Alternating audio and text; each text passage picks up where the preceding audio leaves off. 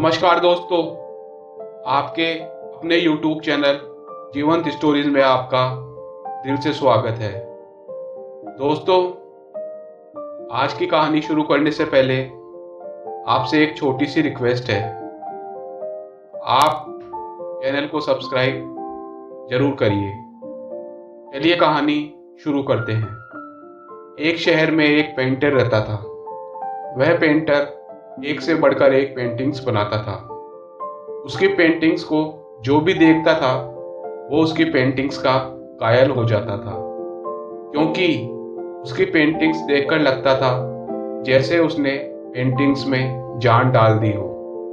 कुछ समय पश्चात उस पेंटर के एक बेटे ने जन्म लिया। वह धीरे धीरे बड़ा होने लगा तथा वह बालक अपने पिता को पेंटिंग्स बनाते देखता था।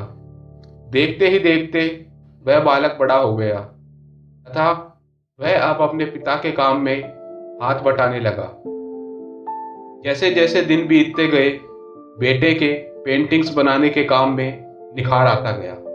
वह भी अपने पिता की तरह शानदार पेंटिंग्स बनाने लगा। पिता बेटे की कामयाबी देख मन ही मन बड़ा प्रसन्न होता, लेकिन पिता इस बात का आभास अपने बेटे को नहीं होने देता था।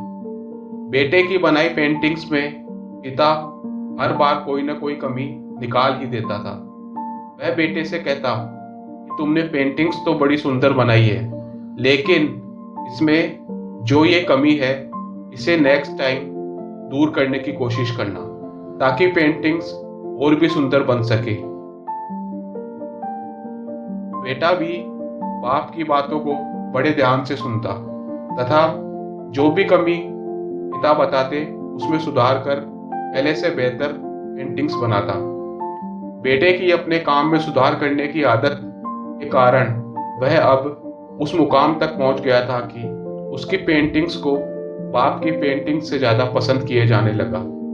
देखते ही देखते बेटे की पेंटिंग्स की कीमत बाप की पेंटिंग्स की कीमत से ज़्यादा मिलने लगी तथा बाप की पेंटिंग्स पहले वाली कीमत पर ही बिकती रही। बेटा अब पेंटिंग्स बनाने के काम में पूरी तरह पारंगत हो चुका था।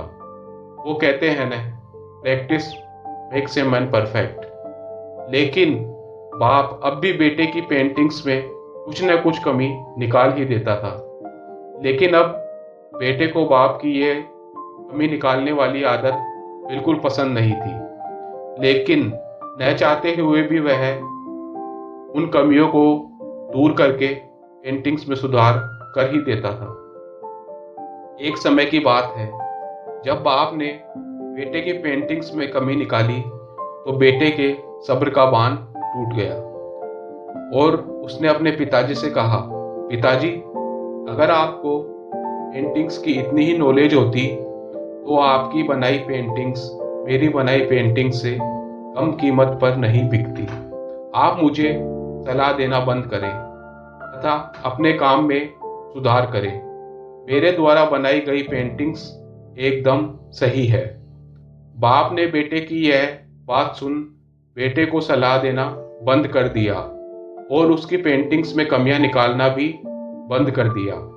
धीरे धीरे कुछ समय पश्चात बेटे की बनाई पेंटिंग्स की उतनी तारीफ नहीं होती थी। लोग अब पेंटिंग्स की उतनी तारीफ नहीं करते थे जितनी तारीफ पहले करते थे। अब बेटे की पेंटिंग्स की कीमत भी पहले जितनी नहीं मिलती थी, कीमत कम हो गई थी। बेटे को यह समझ ही नहीं आया कि अचानक यह क्या हुआ। वह सोचता है, मैं तो पहले की तरह ही पेंटिंग्स बना रहा हूँ, फिर भी पहले जितनी कीमत क्यों नहीं मिल रही है।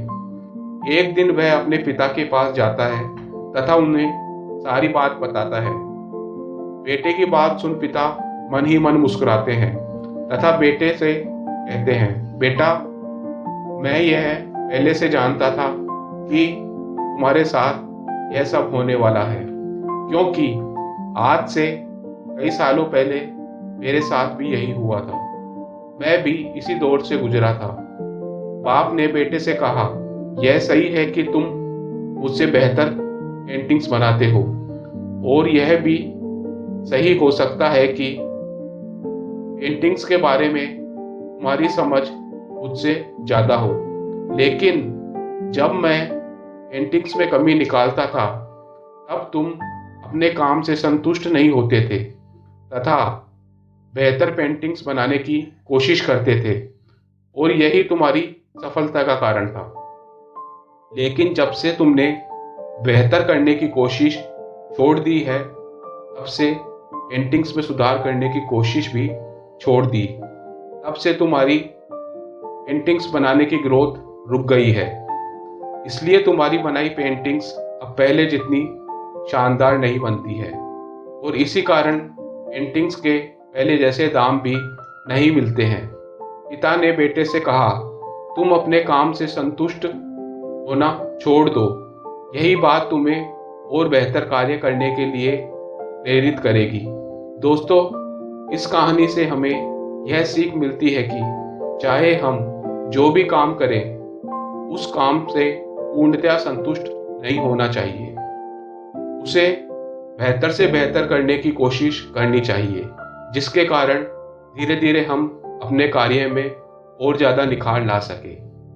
दोस्तों, यह कहानी आपको पसंद आई हो तो इसे लाइक करें, शेयर करें तथा चैनल पे नए हो तो चैनल को सब्सक्राइब जरूर करिए।